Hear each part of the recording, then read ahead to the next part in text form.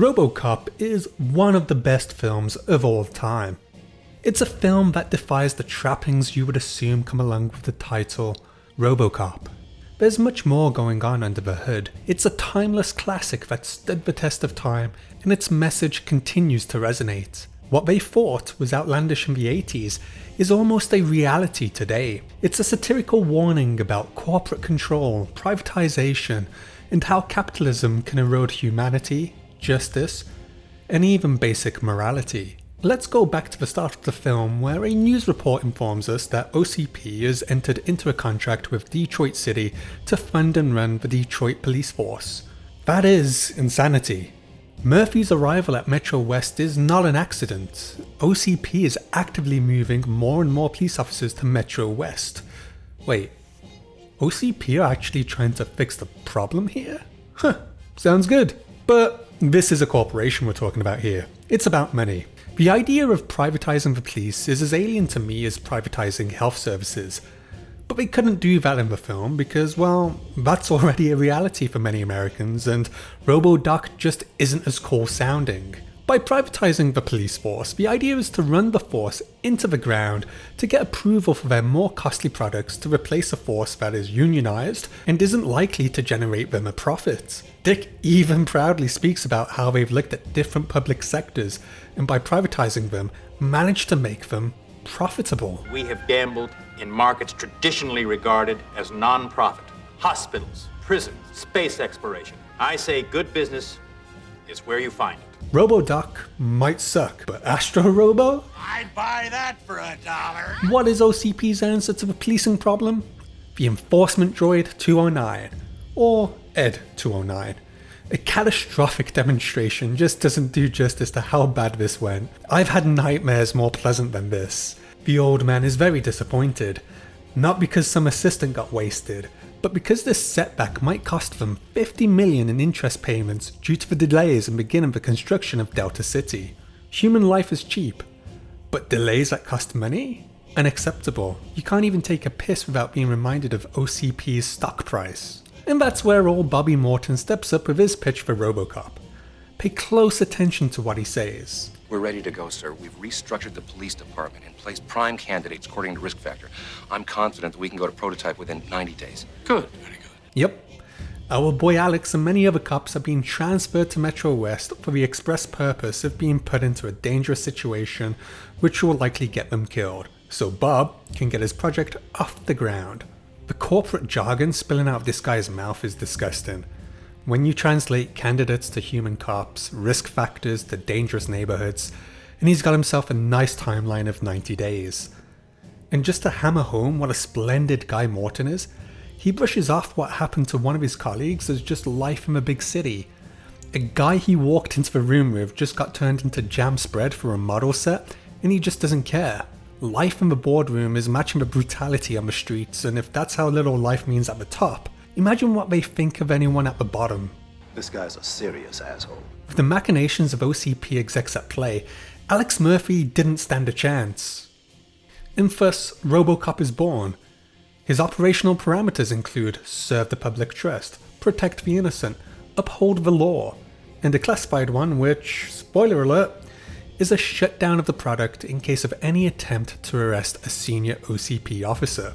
Pretty problematic. It's a directive that supersedes the other three. If the law can't touch corporate officers, then the corporate power is above the law. If corporate is running the enforcement, then they might soon dictate what is and isn't illegal. Who's going to keep them in check? We should strike. Fuck them. Throughout the film, the police department's threatening to strike looms large. This is likely the direct result and fault of OCP.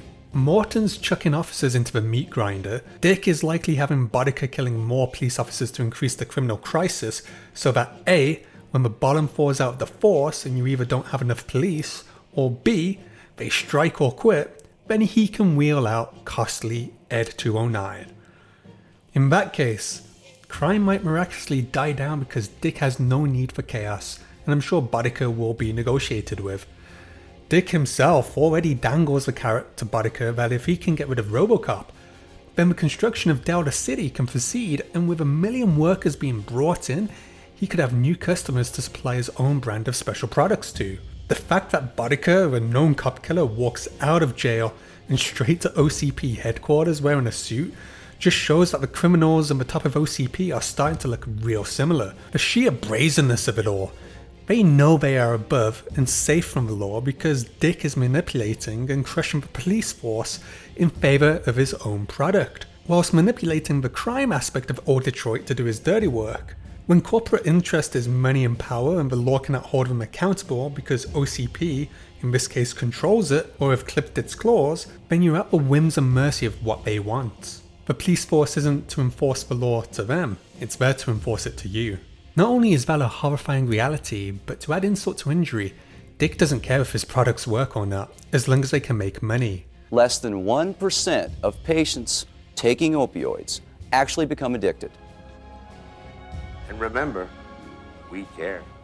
There'll be real-world parallels where a product has a defect and some math nerd runs the numbers and concludes a recall is far too expensive compared to paying out a figure for any wrongful deaths that may occur. To those people, when RoboCop was made, it was at the height of Reaganomics, where the administration had reduced taxes on corporations and reduced government spending, the idea being to stimulate investment in the United States, allowing companies to become more competitive with fewer regulations and create jobs. The old man makes reference to recent tax restructures allowing for corporate growth but punishing public services. RoboCop is exaggerating these policies, much like it does to its news segments to showcase the issues you have when you give away too much power to people whose duties it is to make as much money as possible. And they can actually be fired or sued if they do anything to limit that potential.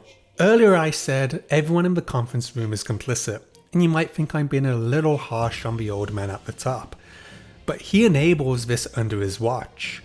Later sequels paint him as exactly the kind of executive who signs off on atrocities, passes blame when convenient, and steps over corpses when necessary. We've seen the senior president and the high-placed exec in charge of projects callously throw cops to the meat grinder to meet financial goals to climb the ladder. I doubt this is an isolated incident, and the company is likely rife with more scumbags. Corporations will only care about you if you have something to offer them. Having them in charge of any infrastructure that is to benefit you or even inconvenience them without a benefit for them will see you monetized or worse. You've likely heard the term that a company is too big to fail, but what about too big to jail? With companies seeking fewer restrictions and regulations and lobbying politicians for favourable terms and deals, you have to wonder whose world are we actually living in? Who's running the show? Are our votes just an illusion of power? Looking back at RoboCop and seeing a world where massacres and potential world-ending nuclear warfare is nonchalantly spoken about before cutting to a family board game with nuclear destruction as the winning objective, is to show just how desensitized everything has gotten. People would have nightmares about nuclear war, but now it's just a throwaway line in the news. But you can buy this game where mutually assured destruction is fun, and you can play it with all the family because that's what you should be teaching the kids, to push the button.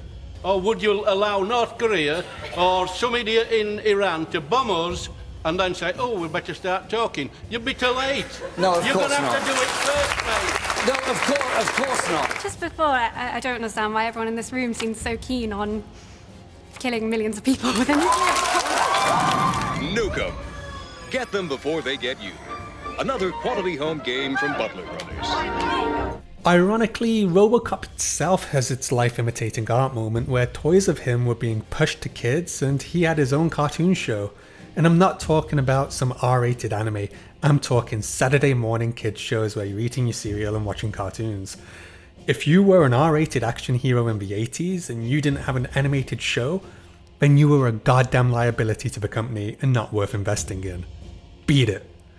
It's wild to me to think that a character who is systematically blown apart in one of the most gruesome scenes of all time is being peddled to kids as a hero when its very existence is to take the piss out of that very thing. The snow in LA must be magnificent. Of wooded residential land were scorched in an instant when a laser cannon aboard the Strategic Defense Peace Platform misfired today during routine startup tests. One thing they keep coming back at, and I would love for you to address, What's this whole thing about the lasers and Jewish people? By the film's end, Murphy's gotten justice, on all the bad guys, including Big Dick Jones, who's finally fired. But the real tragedy in all of this is that we're cheering that Murphy has regained his humanity. But does he have his freedom? He signed a waiver when he joined the police force that somehow allowed OCP to do what they wanted with his body.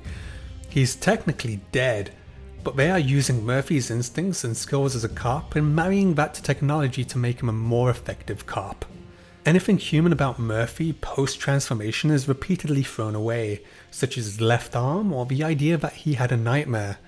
They need a human aspect for RoboCop to work, but they only want to treat the result of that as a product, as a machine, something they own. They don't want it having rights, they want it to do exactly what they command.